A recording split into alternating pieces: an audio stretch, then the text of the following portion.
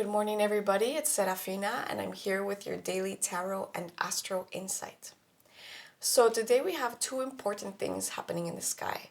First of all, Mercury, the planet of communication, of mental processes, of cognitive abilities, of mercantile transactions, is squaring or speaking in tension with Uranus. The planet Uranus is known as the disruptor. Uranus comes like a bolt of lightning to kind of like disrupt or to dismantle whatever we thought was set in stone. The other transit is that Mars and Venus, who are traveling together, the divine masculine, the divine feminine, traveling together, are sextiling Neptune. And Neptune is the planet of dreaminess, of dissolving, of being able to be like in these transient states. So if we pair these two important transits that are happening together, I would say that, today we can expect something that will come to disrupt us a little bit. Some form of communication that or news that's going to come and kind of throw us off balance or off our track that we were already going through. And it may be regarding some element of our dreaminess that we may be having around a goal or around something that we wanted to attain or something that we were expecting to go a certain way. And so with that, I would like to kind of bring the message of what dreams have you been having for a while, and if there's an element of disruption that comes to them, what are you willing to sacrifice for those dreams? There is this notion that whatever is meant for us will come to us easily. Things will flow for us. However, I personally don't believe that that's always the case. I think that in life, it's important to be able to work for things that are important for us. And there's always has to be some skin. There always has to be some element of sacrifice for us to be able to work towards the person that we want to become, or work towards the business that we want to evolve, work towards the relationship that we are longing to have. So I feel that, this Uranus squaring Mercury is going to bring maybe an unexpected news, or we're going to be the people who are going to bring a news that's disruptive to others. And how are we able to stand our ground with that and allowing ourselves to be kind of like the maverick who causes this disruption, and knowing that ultimately there's going to be blessings on the other side of that when we stand our ground. Okay, so that being said, let's pick some tarot cards. This is from a deck I haven't used here yet. It's called the Ethereal Visions Tarot deck. Okay, so beloved spirit of the universe that loves us unconditionally, what loving guidance is there for the collective today? We have the Well, which is interesting because this doesn't exist in the normal tarots. This is an addition to this deck. So we have the Well as the major arcana.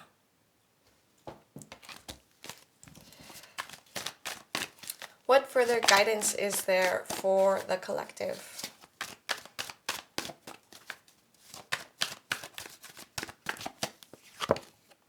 We have the Ten of Swords. Interesting. What further guidance is there for the collective today?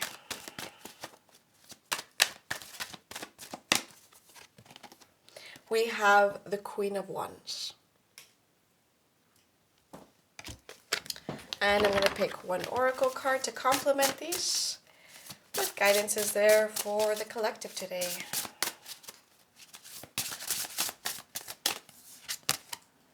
We have letting go. Everything is needed out of control, and God will hold it all. I can safely let go.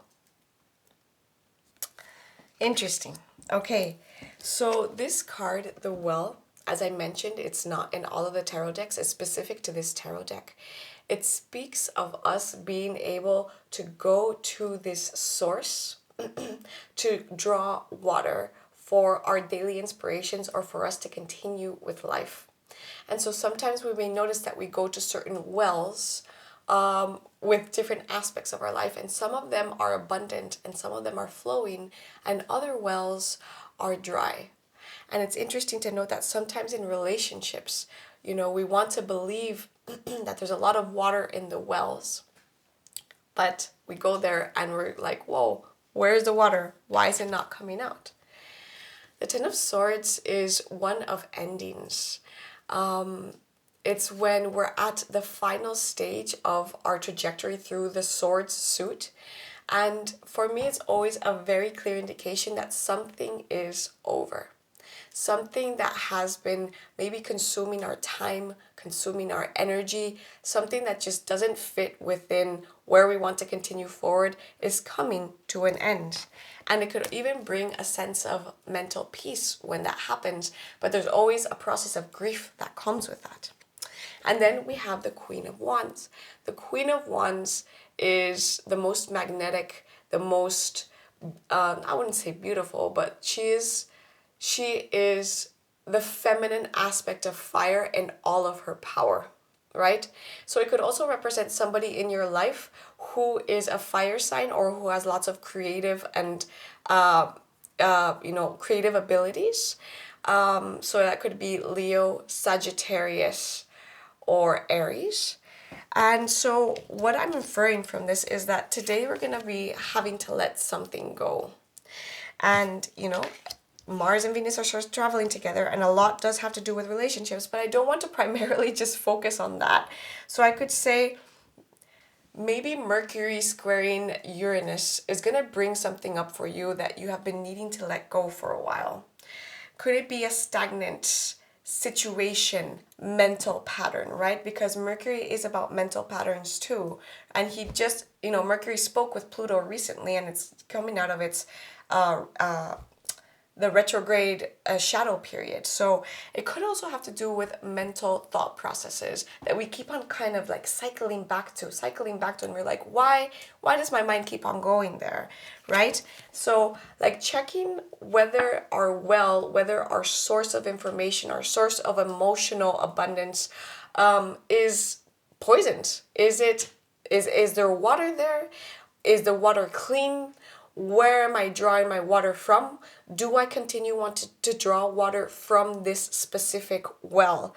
Because it just speaks of like a bounty of things, right? But as I mentioned, wells can be dry sometimes. And do you want to continue drawing water from a well that maybe it's not your well to draw from?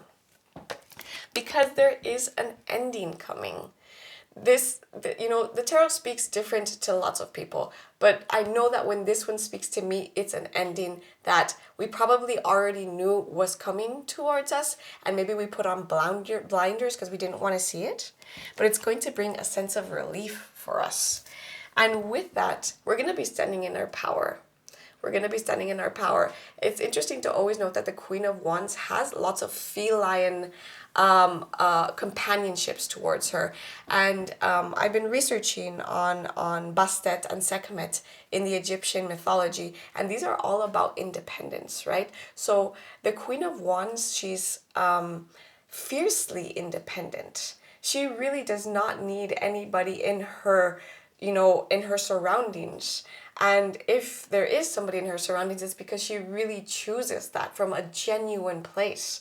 But she is sovereign, she is self-sufficient, she is creative, she is dynamic, and she is present. She is fully present in her power.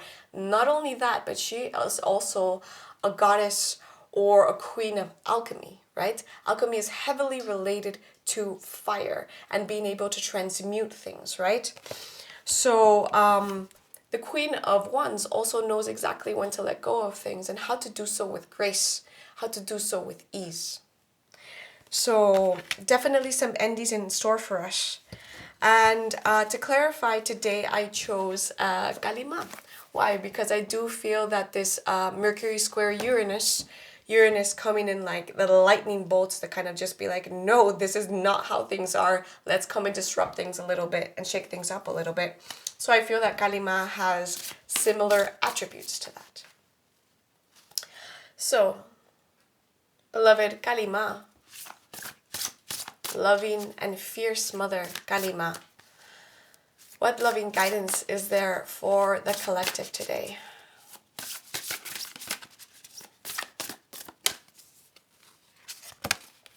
We have Kali Maha Maya, number 4. I love to see the combinations of colors. It reminds me kind of like Van Gogh a little bit. If we can see this like bright yellow goldish background going on, this like deep beautiful blue. Her third eye is luminous, and these beautiful lotuses here, and she can see her reflection clearly, right? The water is not disrupted or turbulent. She can see her reflection. So it tells me that whatever is coming through today, it's going to bring us some element of mental clarity and emotional clarity too. So let's read from the book. Kali Mahamaya. Kali Mahamaya is Kalima, the spiritual truth beneath all appearances, the healing waiting to be discovered in all experiences.